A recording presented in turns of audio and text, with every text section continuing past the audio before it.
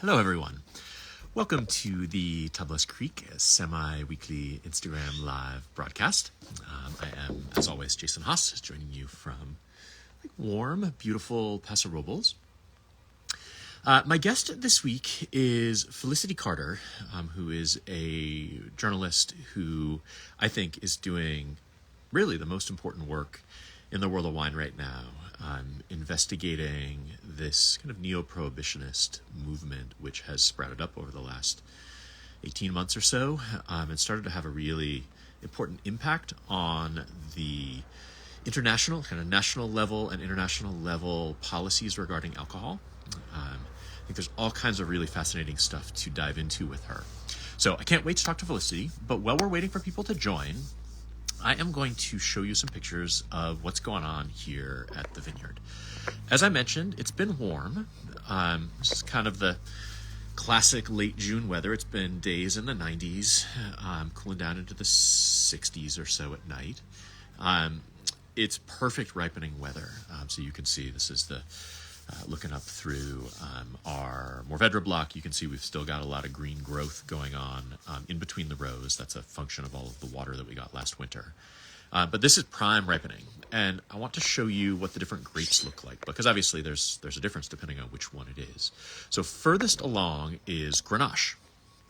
Oops, let me pick a different one. Choose a different asset. Grenache. So Grenache, it's almost full-sized. Obviously, it hasn't started to change color yet. That's still several weeks away. But the grapes, the berries are almost full-sized, and it's looking like midsummer. So compare that to something that's a little further behind, like Syrah, kind of the characteristic long conical clusters. It is sizing up, but still maybe only 3/4 of the eventual size it's going to be. Going a little bit later, we've got Counoise, and this is only about half the size. It's about pea-sized right now. Counoise has big berries when it's finally ripe. And then finally, last, bringing up the rear, as it usually does, is Mourvedre, which you can see just has these tiny little berries. But even that has made a ton of progress over the last week or two. So that's the vineyard. It's a pretty quiet time out there. We're just letting things get ripe. We've done our last pass of shoot thinning, tucking the canes up into the wires, and are just letting the ripening happen. In the cellar, we have all of the barrels down. We made our blending decisions. The final ones like 3 or 4 weeks ago. I talked about this in my blog last week, so if you want to know how the red blending played out, that's where you'll find it. But we are pulling all those barrels down. We've marked each barrel by barrel as to where it's going. This E is for an Esprit barrel, and the actual physical putting together is happening this week. And just to remind you of where our starting point is, this is our harvest chalkboard from last year. So over 100 different lots, and it's now go time to put them all together. Okay, that's it. I'm going to stop sharing. I am going to invite Felicity to join, and hopefully this will work as straightforwardly as it did when we did our test last week. So, Felicity, I just sent through a request, so hoping that you see it and can respond.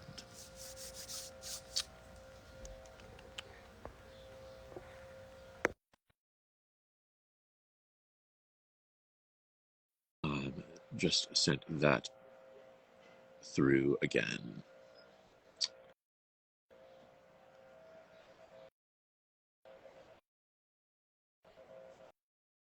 And if that doesn't work, you can also send a request through on your end, which I will see.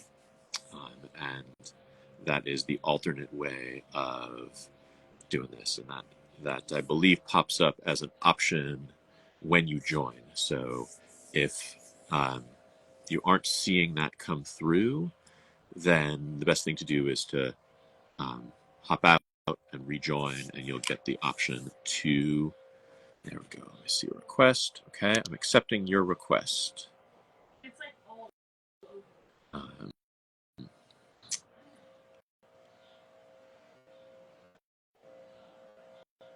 Says you are unable to join. I am going to invite you again from my end. Maybe that will work differently. And I apologize for the technical challenges. There we go. Okay, sorry. We tested it. I was using a different device. So, hello, nice to see you. Hello, good to see you too, Felicity. Yeah, it's the technology is amazing, but at the same time, you have to do it the way that it wants. You do, and your vineyard is gorgeous. Thank you. It's a really pretty time of year. Everything it feels so alive out there. Do I really look as foggy as it appears to me on my screen? There is not a lot of contrast to your lighting. Yes, it does look a little on the dark side. Sorry that I'm foggy, but I don't dare do anything to fix it at this stage. So, right. Okay. But you are clear in a Thank foggy God. sort of way, and you sound good, so I think we go with it. Good. All right. I'll just leave that there. I've got it all set up. Right, let's go. Excellent. Okay, so I gave a little introduction to some of the work that you're doing, but I like to start by asking writers about wine who join me to ask, which came first, the interest in wine or the interest in writing? The journalism. So I was working in Australia, and I landed a wine story, and as a result of that, in a newspaper, and as a result of that, I got invited to a Dom Perignon tasting, and I thought, oh, this is nice. So unfortunately, I didn't know very much about wine, and the other wine writers discovered that very quickly, and they were brutally competitive. So I had to learn as much about wine as I could, as fast as I could. So that's how I got into it. Very cool. And you are joining me, if I'm right, from your home in Germany. Is that from correct? my home in Germany? Yes, it's a wine town. It's called Neustadt an der Weinstraße, and I was here because I got offered a job with a publishing house that specializes in wine and spirits. So which I no longer work for them, but that's how I got here. And how long have you been in Germany? Oh, long enough that I've got no excuse not to be fluent in German. 15 years. Isn't that amazing? 15 years. I mean, the way that you rattled off the name of that town sounded pretty impressive. So thank you so much. That is the one. That's it. That's the full accent that I can muster. Excellent. So can you give people a sense of the kind of platforms and publications that you write for now? Because I know there's been a lot over the years. What's your current?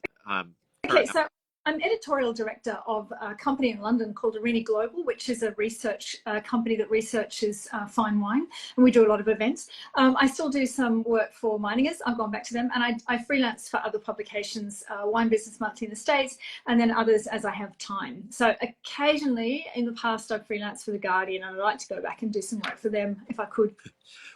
We had Pauline Vicard on as one of my guests last summer. So people who have been watching regularly have a little bit of the experience with Rein Global. Yes, so I work very closely with her, which is a really, really interesting job. So I enjoy it very much. I bet.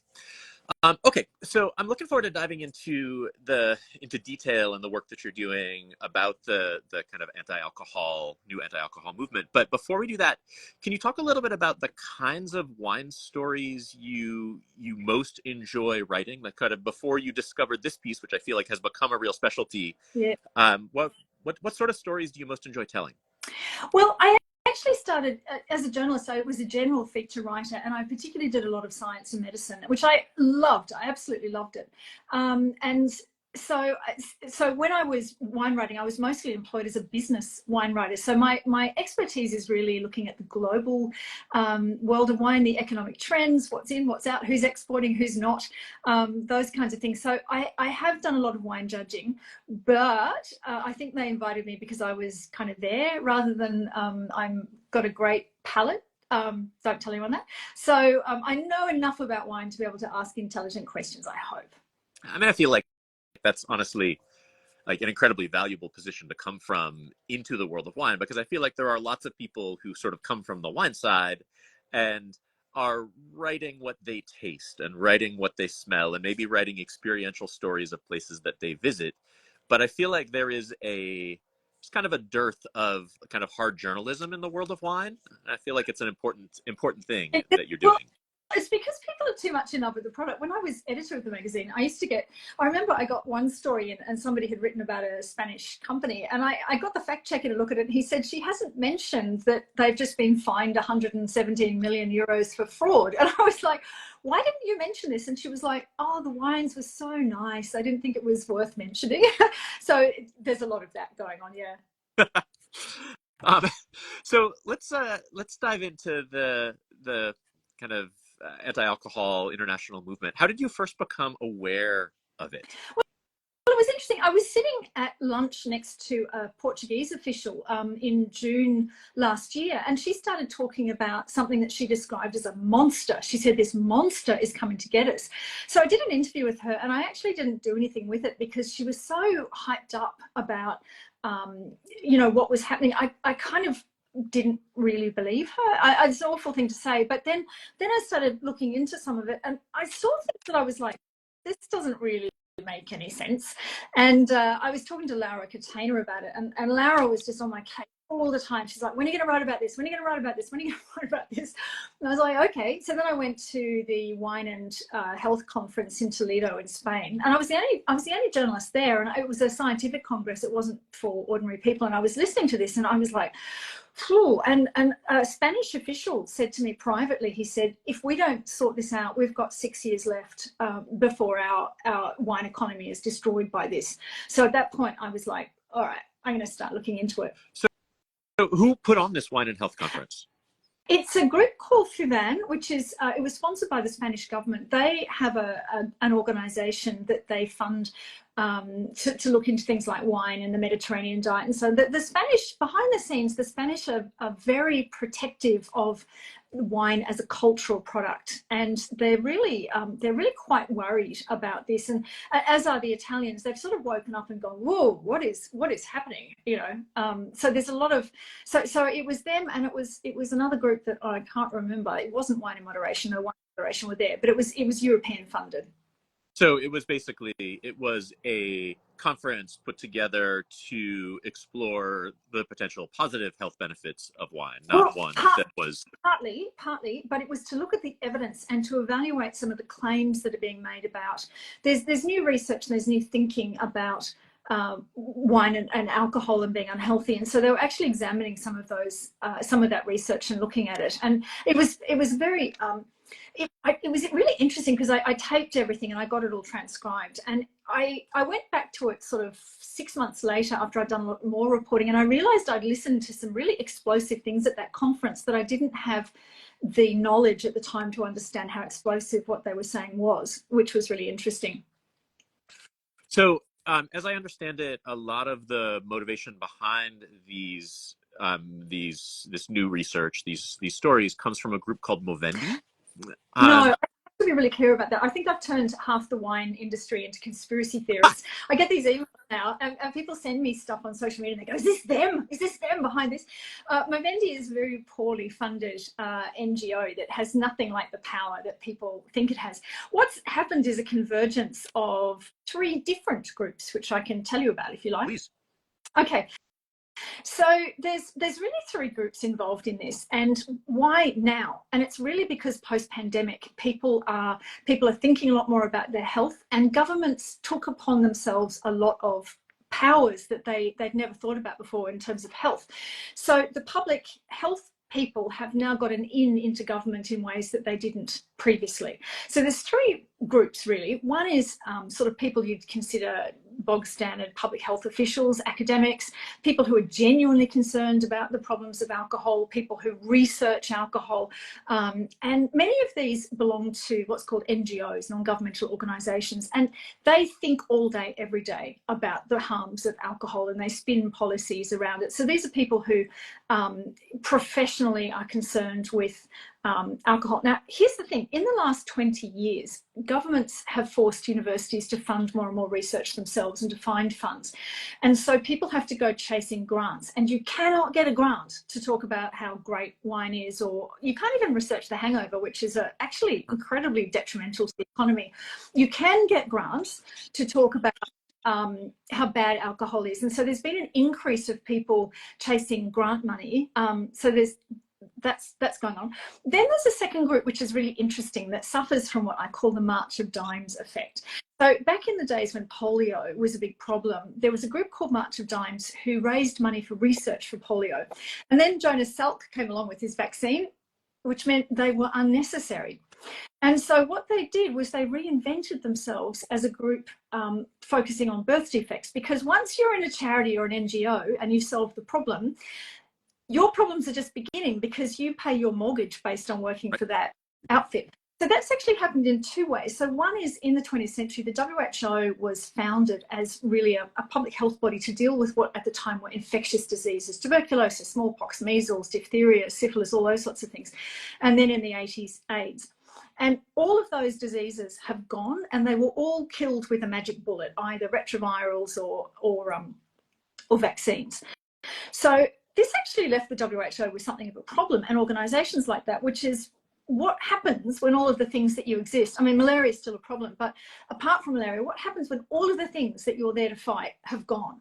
And they've moved into something called non-communicable diseases, which are diabetes, heart disease, what we call diseases of civilization. And these are not subject to magic bullets, but they have been set up organisationally to look for magic bullets.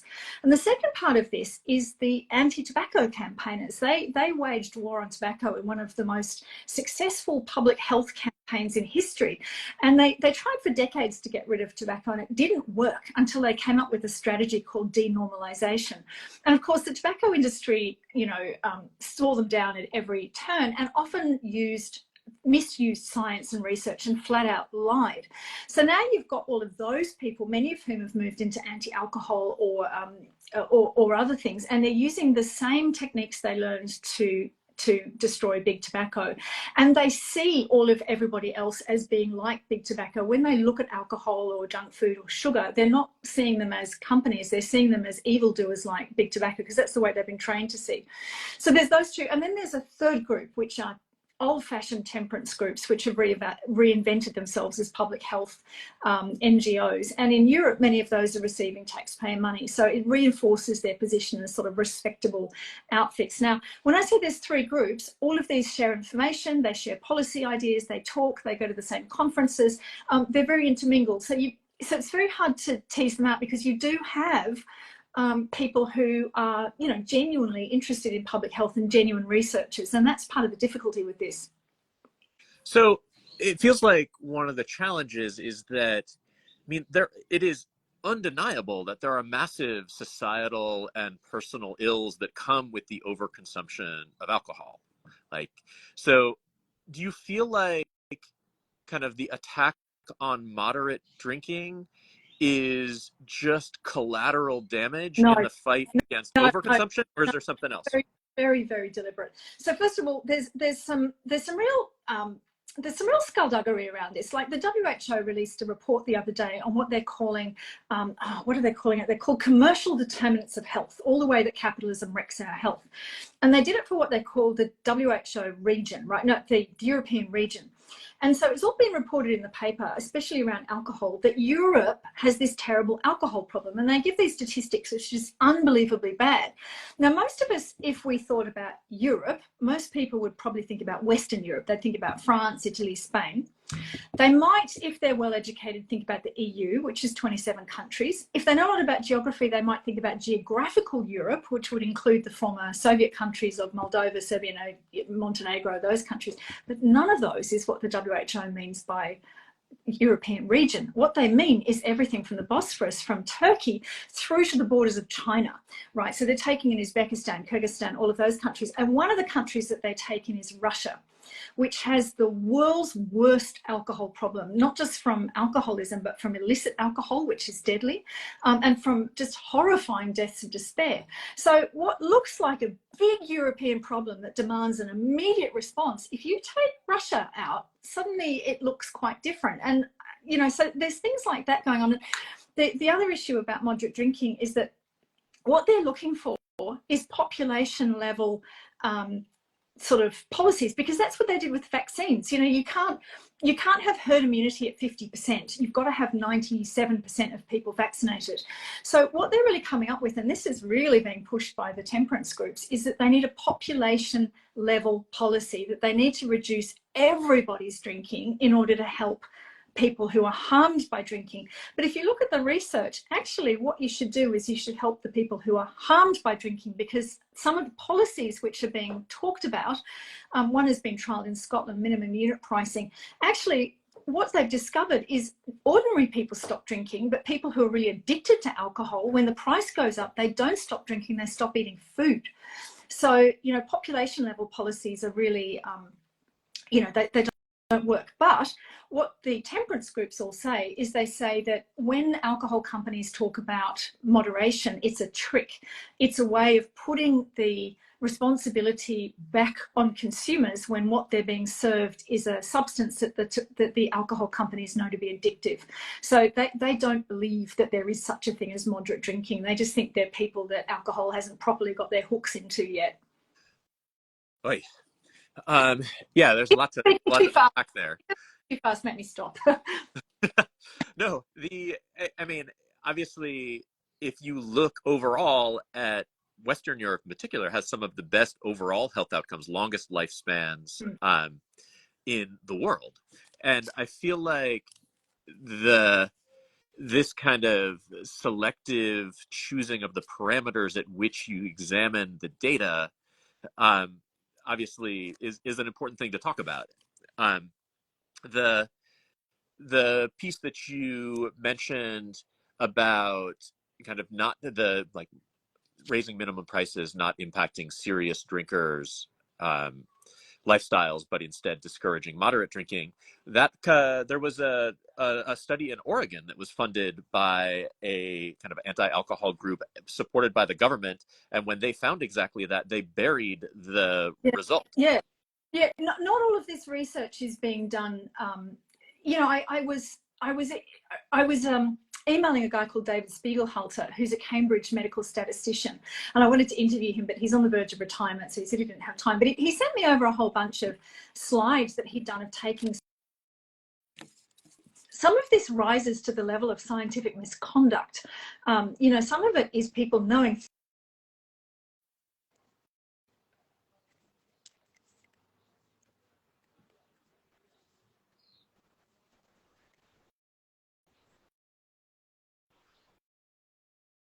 I am seeing a connection issue on Felicity's side. I'm not sure if everyone is seeing that or if it's me. Sometimes it's hard to tell. I don't know if you're watching and you see me clearly, but don't see Felicity. If you want to toss a comment in, that's always helpful.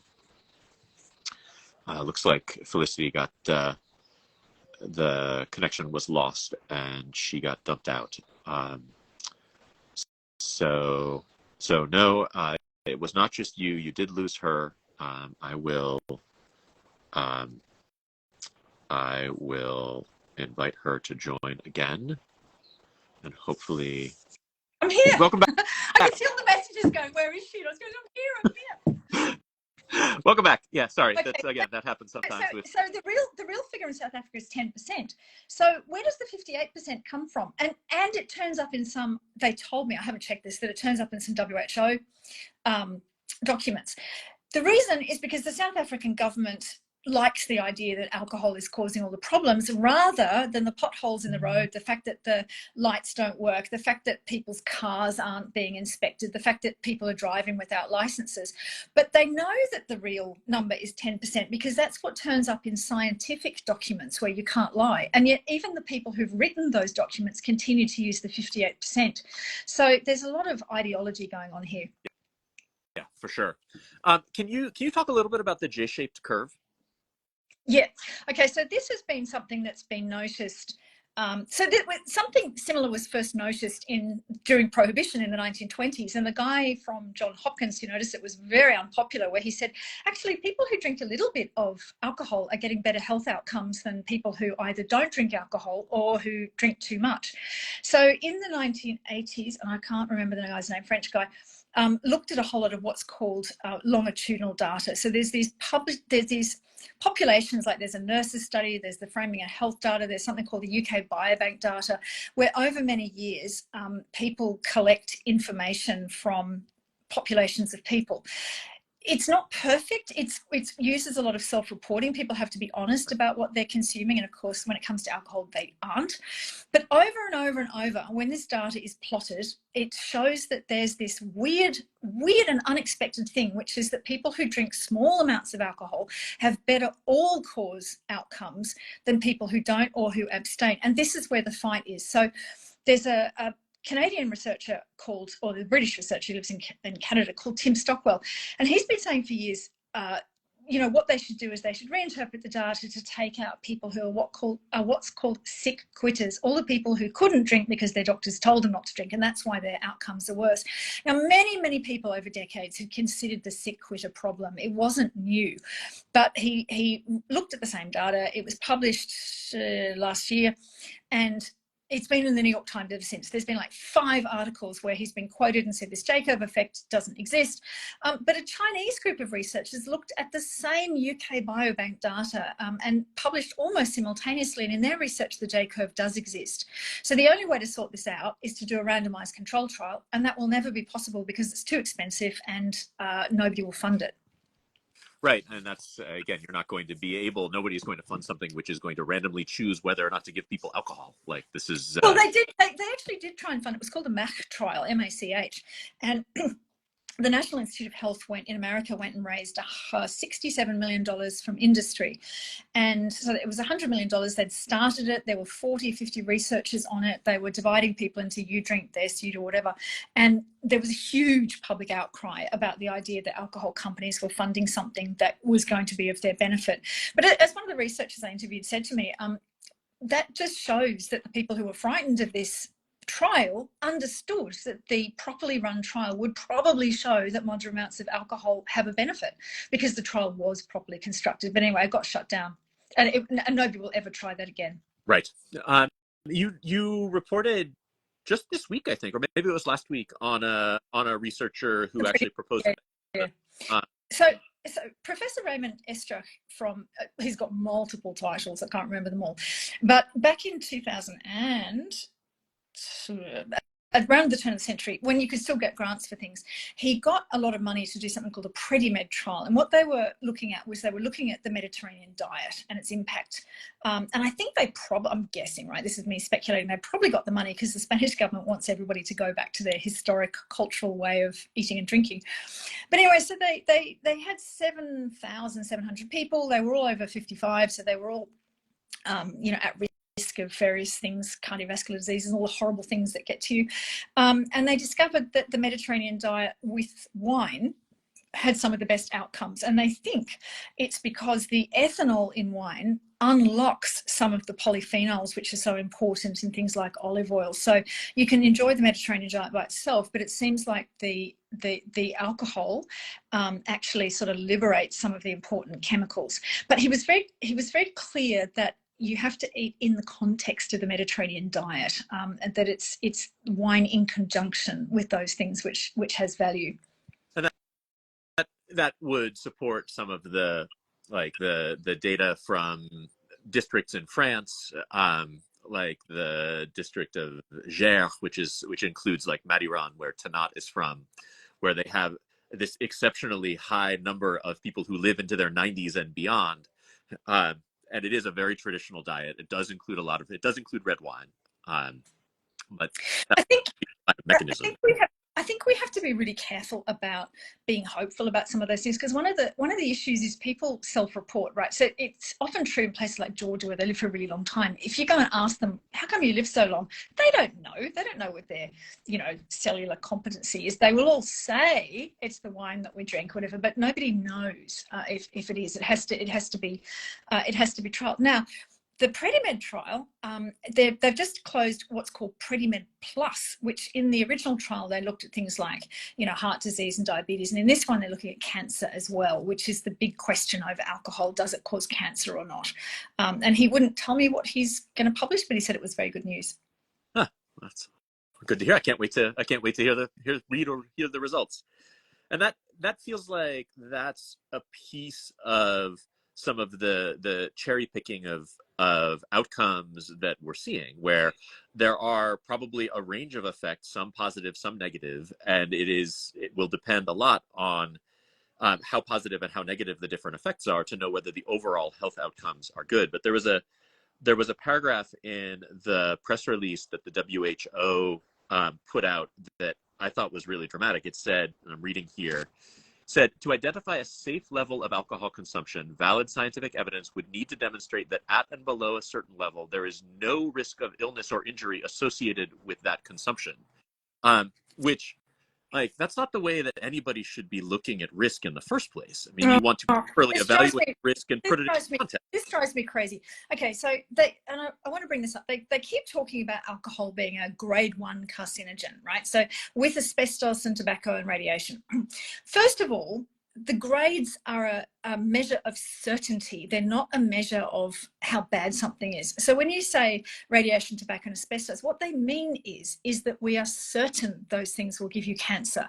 But asbestos is much worse for you than tobacco, and radiation you can get away with in very small doses, right? So it doesn't mean that they're all equal. It just says at some point we know this thing is carcinogenic.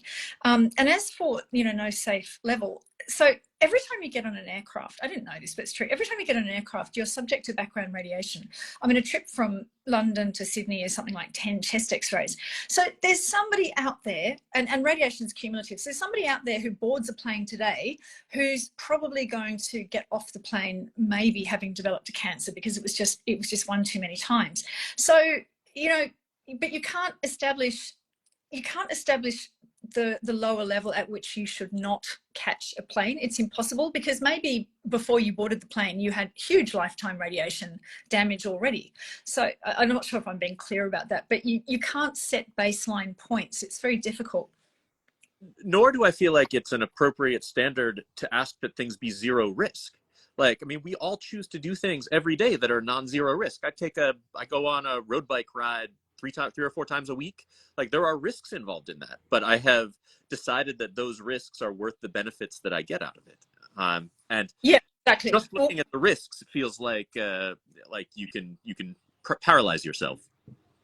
Well, that's right. But of course, these are, again, I go back to the fact these are people who spend all day, every day thinking about how terrible alcohol is. So I guess, and if you look at some of the researchers also, they've revealed that they've had people in their family who've been really damaged by alcohol. So I think if you were, I think if you and I, even as you as a winemaker, if you were sitting all day, every day reading about how terrible alcohol is, you'd probably eventually come to the point that, it's just not worth it. Get rid of it. So I feel like the wine community is finally starting to wake up to and try to formulate responses to these attacks that are coming in. I thought Eric Asimov's piece in the New York Times this week was very nice, kind of talking about really what makes wine special. What do you think, as a wine community, what do you think effective response would look like? So there's a couple of things. First of all, I think it's extremely important that at the individual level, nobody speaks to consumers about health. We should never have sold wine as a health potion in the first place. That's not why people drink it, and nor should it be. And the research around wine and health is very, very complex. I've spent 6 months reading it, and I still can't tell you what Mendelian randomization means. This is really something that people need to deal with at a policy level, at a political level, that should, get onto local members or whatever the equivalent is in America, and sort of demand proper scientific conduct on all of this, that the evidence has to be evaluated properly, and not subject to, people's biases. I mean, I find it really incredible that there are people being constantly quoted in the media, and the journalists have never looked at the fact that they're associated with Movendi and have been associated there for a decade. I mean, that's extraordinary. Yeah, and it has felt like there's been this steady drip of these stories into mainstream media. Do you have a window into the kind of PR campaign that is being mobilized here, and who is providing the funding for it? Oh, do you know what? I actually think a lot of it is just algorithms, actually. So the New York Times, for example, have data scientists, and you'll often see a run of stories about something in the New York Times, and it's just because they ran one story and they got a huge response from it, and so they started running more. And since the pandemic, everybody is unbelievably fascinated by health stories. So you'll see, I mean, at the moment you can't move for stories about Ozempic. The coverage is way beyond what one drug should get, but obviously readers are responding to it. So I think something like that is happening much more than, you know, somebody's running a campaign to do it. There is a campaign happening from Vital Strategies in New York, which is and it was started as an anti-tobacco public relations firm. It's not very well funded. It's $15 million to work globally. So there's not that much they can do. I think this is taking off and it's getting a life of its own. Huh. I don't know, $15 million sounds like a lot for an ad campaign to me, but maybe I'm just not in that world.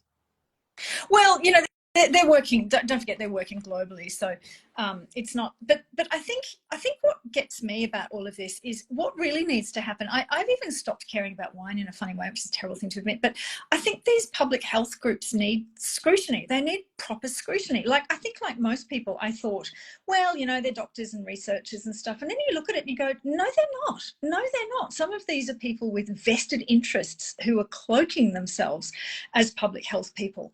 And it's this sort of, the woman was right. It is a monster and it's growing tentacles, and it's not just alcohol. They're applying this template to all kinds of things. There's a sort of power grab going on because now I sound like a crazy conspiracy theorist myself, but just in the way that charities need public scrutiny because, you know, they can sometimes take money in and not use it for appropriate things. I think there should be a lot more scrutiny of just who some of these public health bodies are. So, I could talk to you all afternoon about this, but it is evening your time. You have already spent a good chunk of your evening with me. How, if people are fascinated by this or want to learn more, what's the best way that they do so? Follow me. I'll be writing more about it. I have to say, I'm extremely distressed that you're standing there in this really gorgeous vineyard, and I can see myself that I look like I'm in a London fog. My room is not actually full of fog. There's something wrong with my phone. But yeah, follow me on LinkedIn. Actually, is the right place because that's where I post all the stuff that I find. And I will absolutely endorse that. I feel like I have learned more in reading what you have written over the last 6 months than I would ever have expected. So, I did. I couldn't believe, like, I literally couldn't believe when I sat down and Googled a WHO document, and I spent like 10 hours Googling because I'm a sad sack with nothing else to do. And I couldn't believe how many of these people were involved with temperance societies in 2024. I mean, I actually didn't publish it for a long time because I felt like I was claiming something ridiculous. It was actually Laura Katana that kept ringing me up going, have you published it yet? Have you published it yet? Yeah, it's coming, you know. Yeah, no, amazing. And I think the work that Laura is doing is really quite impressive also. Yeah, she's great. Bring attention to this. Well, amazing.